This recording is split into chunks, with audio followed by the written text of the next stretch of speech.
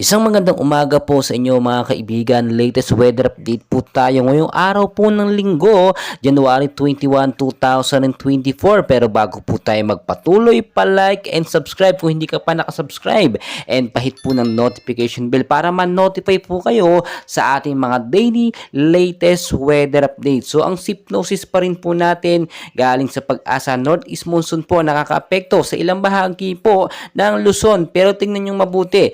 Ito po yung sinasabi natin na sama ng panahon dito nga po sa baba ng PAR, no? Yung isa po dito ay isa ng ganap na bagyo, malakas na bagyo, strong typhoon at nakakaapekto na siya dito nga sa may bandang Indonesia, which is bansa po natin or kapitbahay na bansa. May direktang epekto na rin po ito or mahina lamang dito sa may bandang Mindanao. But as of now, yung bandang Central Luzon at Visayas hindi naman naaapektuhan. Patuloy po natin yung minomonitor dahil posible yan makabuo ng mga cloud cluster malapit sa ating PAR. Pa-northwestward ang kilos ng kanyang hangin na posibleng umepekto o makaepinsala sa ilang bahagi o malapit sa ating PAR. So as of now, tignan nyo mabuti, wala namang sama ng panahon sa loob po ng PAR, no? Pero sa labas ng Philippine Area of Responsibility, may mga cloud cluster po tayong binabantayan.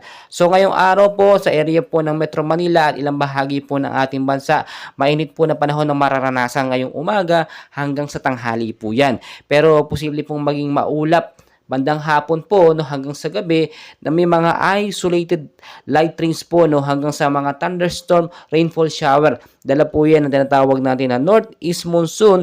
Yung mga localized thunderstorm po, yan po minsan nagbibigay or nagpapaulan sa ating ilang bahagi po ng ating bansa.